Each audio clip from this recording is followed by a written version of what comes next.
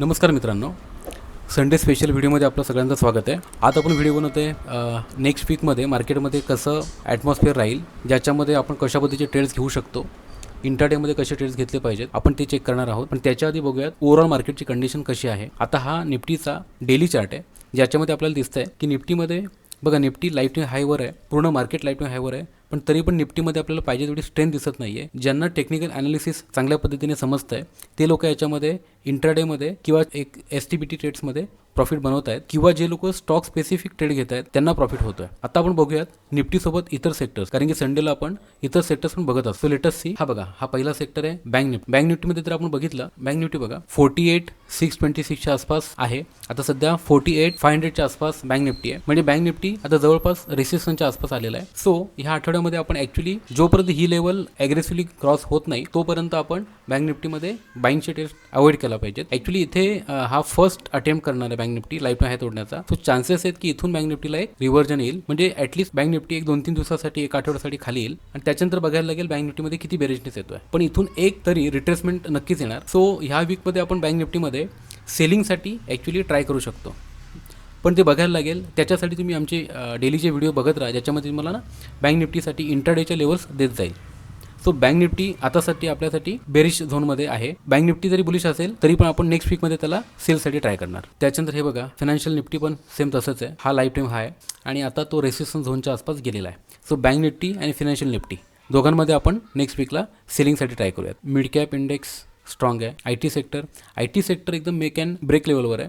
आता बघा, आपण निफ्टी आणि बँक निफ्टी बघितली. निफ्टी लाईफ टाईम हायवर आहे, बँक निफ्टी लाईफ टाईम हायच्या आसपास आहे पण रेसिस्टन्सवर आहे. फिन निफ्टी पण रेसिस्टन्सवर आहे. आणि सपोज आता IT सेक्टरमध्ये इथे एक चांगला बेस तयार झालेला आहे. बघा, जवळजवळ 1 2 3 4 5 6 7 8 9 सेशन्समध्ये IT निफ्टी तिथेच आहे. एकदा इकडनं बेरिश मोमेंटम त्यांनी दिलेली, इथे त्यांनी बेस बनवलेला आहे. सो ही IT निफ्टीसाठी मेक अँड ब्रेक लेवल आहे. ही जी लेवल आहे 34,665, ह्या लेवलवर ITने सपोर्ट घेतलेला आहे. याच्या जर खाली IT सेक्टर जर आला तर मार्केटला पण तो खाली घेऊन येईल. पण as per this price action IT sector इथून वर जायला पाहिजे, कारण की IT सेक्टरने एक चांगला बेस बनवलेला आहे आणि इथून IT सेक्टर वर गेलं पाहिजे. सो आपण बघूयात, जर IT सेक्टरमध्ये जर चांगले आपल्याला स्विंग ट्रेड जर मिळाले तर नेक्स्ट वीकला आपण त्याच्यामध्ये ट्राय करू शकतो.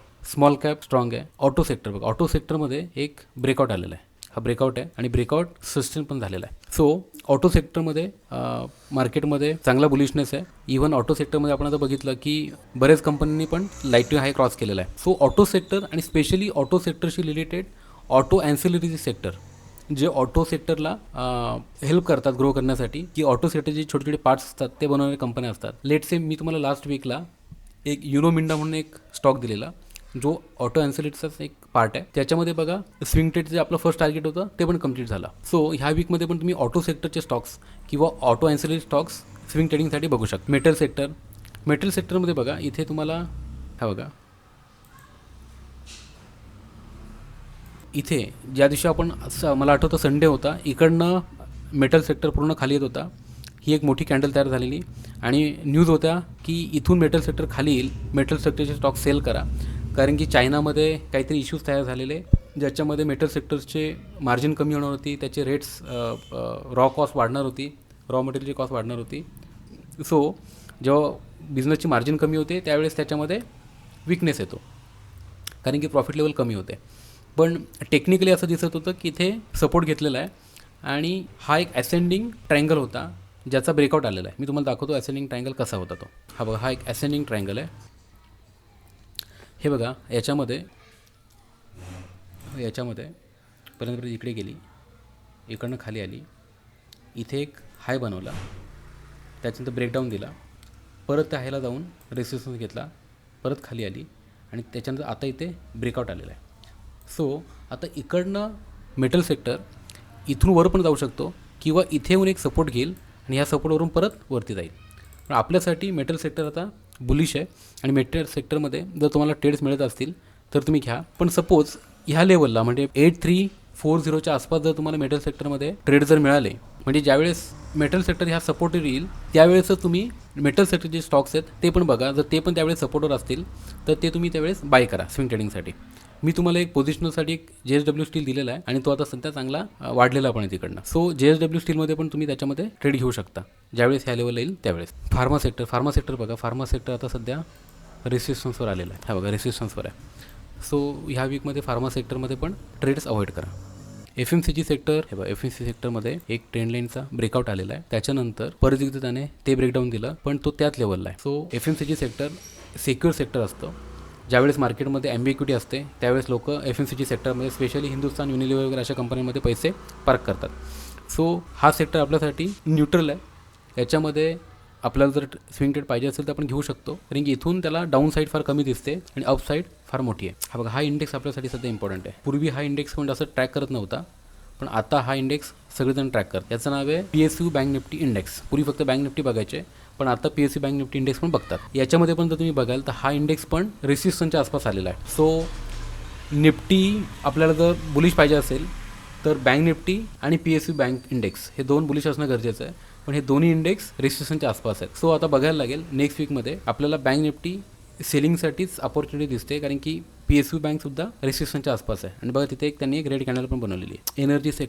एनर्जी सेक्टर बुलिश आहे, पण एनर्जी सेक्टरमध्ये आपण रिलायन्स शक्यतो बघत. रिलायन्समध्ये एक डबल टॉप झालेला आहे. सो बघायला लागेल आता नेक्स्ट वीकमध्ये रिलायन्स पण कसा ट्रेड देतो आहे, पण वरती डबल टॉप झालेला आहे. So this is again a bearish sign. हा बघा मित्रांनो, हा HDC बँकेचा चार्ट आहे जो मी तुम्हाला पोझिशन ट्रेडसाठी दिलेला, ज्याच्यामध्ये ज्यावेळेस तुम्हाला मी हा ट्रेड दिला त्यावेळेस HDC बँक पूर्ण खाली येत होती. बघा किती गॅप डाऊन ओपन होत्या आणि पूर्ण निगेटिव्ह न्यूज होत्या, पण मी तुम्हाला सांगितलेलं हा स्टॉक फंडामेंटली स्ट्रॉंग आहे. याच्यामध्ये तुम्हाला चान्स आहे, तुम्ही याच्यात SIP पण करू शकता किंवा लमसम इन्व्हेस्टमेंट करू शकता. बघा मी जिथून सांगितलं त्या लेवलपासून त्याने एक चांगला वरच्या साईडला बेस बनवून वरच्या साईडला एक मूव पण दिलेला आहे. सो अजूनही HDC बँकेमध्ये अपॉर्च्युनिटी गेलेली नाही आहे. HDC बँकमध्ये ज्यावेळेस तुम्हाला असं खालच्या थोड्या डिपला मिळेल त्यावेळेस त्याच्यामध्ये तुम्ही पोझिशन्स ॲड ऑन करत राहा. हा तुम्हाला लास्ट वीकला दिलेला मी स्विंग ट्रेडिंगचा स्टॉक जो मी तुम्हाला ह्या लेवलच्या आसपास दिलेला, त्यावेळेस मला वाटतं प्राईस 645च्या आसपास काहीतरी होती. आता प्राईस 737च्या आसपास पोहोचतो. तो आपला फर्स्ट टार्गेट जो होता जो 10%चा तो कंप्लीट झालेला आहे. आता सेकंड टार्गेट आहे 806. आपण याचे इंडेक्स पण बघितले, याच्यामध्ये ऑटो सेक्टर स्ट्रॉंग आहे, बुलिश आहे, आणि हा एक युनोमिंड आहे, एक चांगला फंडामेंटली चांगला ऑटो एनर्जी स्टॉक आहे. सो याला तुम्ही आता पण होल्ड करू शकता आणि 806ला तुम्ही प्रॉफिट बुक करा. सो हा एक आपला सक्सेसफुल ट्रेड आहे. आता मी तुम्हाला ह्या वीकसाठी एक स्विंग ट्रेड देतो आहे ज्याचं नाव आहे डाबर इंडिया. डाबर इंडिया सगळ्यांना माहिती आहे, वेल नोन कंपनी आहे. बघा डाबर इंडियामध्ये तुम्ही जर बघाल तर डाबर इंडिया एक्झॅक्टली आता सपोर्टवर आहे. इथे पहिला त्याने सपोर्ट घेतलेला, इथे दुसरा सपोर्ट घेतला, आता तिसरा टच आहे. सो एक्झॅक्टली सपोर्टवर आहे. आता तो तुम्ही बघाल की डाबर इंडियामध्ये आता सध्या ॲक्च्युली हा ट्रेड जर तुम्ही बघाल तर हा actually sideways to down trend असा आहे. म्हणजे जर तुम्ही याच्यामध्ये जर लॉंग टर्मचा चार्ट जर बघितला, लेट्स आपण मंथली चार्ट जर बघितला तर प्राईस बघा जवळजवळ 2020मध्ये जानेवारी 2020मध्ये जी प्राईस होती तीच प्राईस आतापर्यंत आहे. म्हणजे साधारणपणे आपण बघितलं 3-3.5 वर्ष झाली हा स्टॉकने काहीच केलेलं नाही आहे, पण हा फंडामेंटली एकदम चांगला स्टॉक आहे. असे फंडामेंटल स्टॉक ज्यावेळेस आपल्याला चांगल्या सपोर्टवर मिळतात त्यावेळेस आपण ते आपल्या पोर्टफोलिओमध्ये ॲड करायला पाहिजे. सो हा एक चांगला स्टॉक आहे ज्याच्यामध्ये तुम्ही आता लगेच फंडामेंटल त्याच्यामध्ये पोझिशन बनवू शकता. याच्यात स्विंग ट्रेड सुद्धा पॉसिबल आहे आणि याच्यामध्ये पोझिशन ट्रेड सुद्धा पॉसिबल आहे. सो याचं जर आपण पोझिशन टार्गेट जर बघितलं तर ते येतं 640-656च्या आसपास. सो जर आपण बघितलं इथून आजच्या करंट लेवलपासून, सो जवळजवळ 30%च्या आसपास तुम्हाला इथून टार्गेट सहज मिळू शकतं.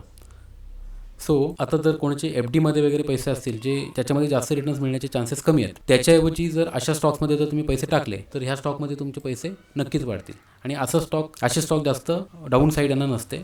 तुम्ही बघाल याची जी आजची कॅन्डल आहे, म्हणजे कालची कॅन्डल एक मोठी बेरिश कॅन्डल तयार झालेली आहे, म्हणजे जवळजवळ 4 ते 5% तो एका दिवसातच पडलेला आहे. पण तरी पण हा स्टॉक ही एक चांगली अपॉर्च्युनिटी आहे ते बाय करण्यासाठी. असे स्टॉक ज्यावेळेस जास्त पडतात त्यावेळेस ते बाय करायचे असतात. सो याच्यामध्ये तुम्ही SIP पण करू शकता, स्विंग ट्रेडिंगसाठी पण घेऊ शकता. स्विंग ट्रेड जर घेतला तर स्विंग ट्रेडसाठी तुम्ही पहिले टार्गेट बुक करा 572ला. पोझिशनली जर घेतलं तर 656पर्यंत तुम्ही याला होल्ड करू शकता.